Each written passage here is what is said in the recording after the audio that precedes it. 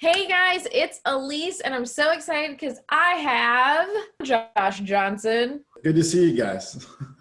Super happy to have you here with us, Josh. So today I am having Josh on so that way we can talk about creative financing. Josh, tell us a little bit about yourself and your role in DealMachine, just so that you guys know what Josh's credentials are. Yeah, job title technically VP of Sales. Really, I run our enterprise business, so I help people who are typically on our basic or pro plans identify if it makes sense for them to jump up to one of our enterprise solutions, either for Street Engine or List Engine or something like that. And so I'm helping them evaluate DealMachine at a higher level of investment, and really getting from maybe like 1 or 2 deals a month to like 4 or 5 deals a month or beyond that. And so that's really my goal primarily. And so I work with a lot of investors who are doing a lot of different things creatively, like this kind of conversation's about. Yes. And so I'm really excited because a lot of people don't know what goes into or why you would want to do a SubTo. So let's start with that. Like, why would someone want to do a SubTo as a finance option? Yeah, so a SubTo, really quickly, let's just clarify the definition of it real quick. A SubTo is an offer that is subject to taking over the current mortgage on a property. And so let's say someone owns a house, their mortgage payments $700 a month. If you were to purchase the property SubTo, it would then become your responsibility to be making the $700 a month payments moving forward on the property. And so the reason that you do this is a couple different reasons. One, maybe the property's in really, really good shape, good condition, everything makes sense on it. So it doesn't make sense for them to take a discount on a property to sell it to an investor. Because what's the value then to the seller if they, especially if they're not in time constraint, there's no point in selling them like quickly. They don't have a motivation. Then looking at a SubTo as a secondary option, saying, hey, is there a way I could still acquire this property and have it make sense?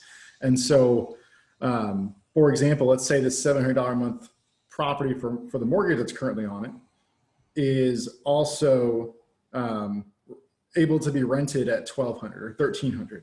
So there's a gap there of margin that if you own the property, you're paying $700 a month on it, you can make $500-600 a month on it.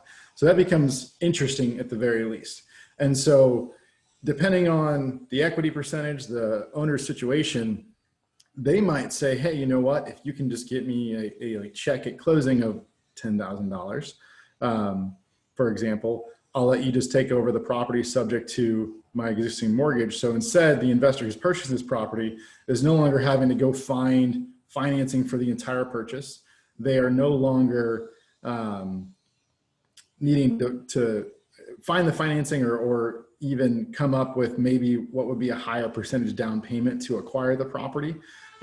They can say, hey, like, I'll bring 10K to the table, give it to the seller, they're out of it. I then take over ownership, and my financing is already organized because it's just the one that's existing with the current mortgage company on the property.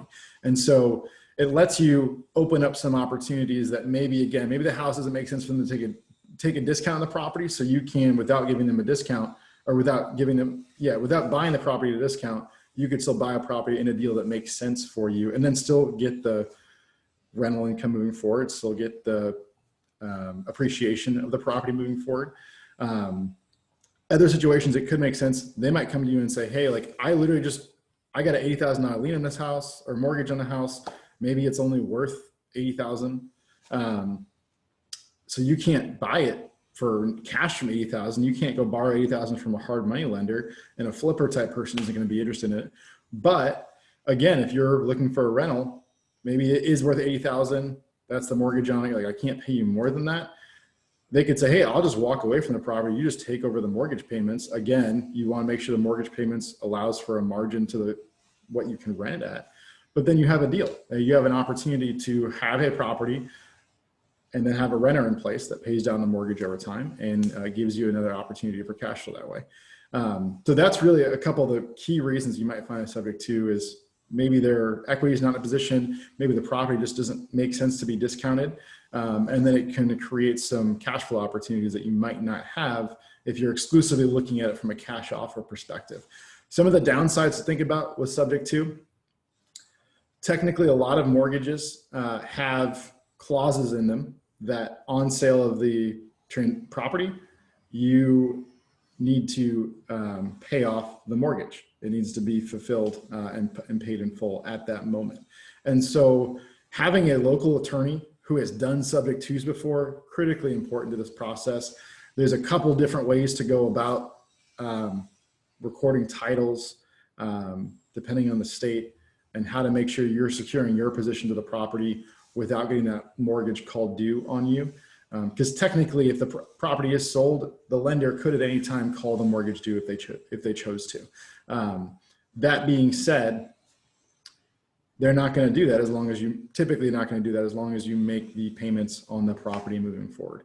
And so that's the biggest thing to keep in mind. Is there are a couple downsides to it, which is more so about just being prepared and ready for them. So when you're going into, what do people need to, you said an attorney, they should have a good real estate attorney. Where closing agency, if you don't use attorneys closing in the state. But okay, that was my next question. Yeah, a real estate closing shop that is experienced with subject twos. Okay. I was about to say, if there was somewhere different that you needed to go to file this and make this work, but can just. Yeah, just traditional closing agent or closing attorney. But it might be a different one than someone who is used to closing your wholesale transactions. They might not understand, they might be really good at the wholesale close process and be totally comfortable with how to do it the right way, but they might not know anything about subject to. So doing your due diligence to find someone who is, asking the right questions to make sure that they're prepared to do it the correct way is important for you and the seller. Yeah. I'd also clarify, you can create a subject to purchase and sale agreement and still wholesale this. So a lot of times when we're talking about creative financing, we're not talking about not doing a wholesale transaction. We're talking about creating a deal with the property in question and the seller's situation in question that makes sense for an investor to want. And so you might structure this where you're going to do a straight purchase of the property for a subject to take over the mortgage.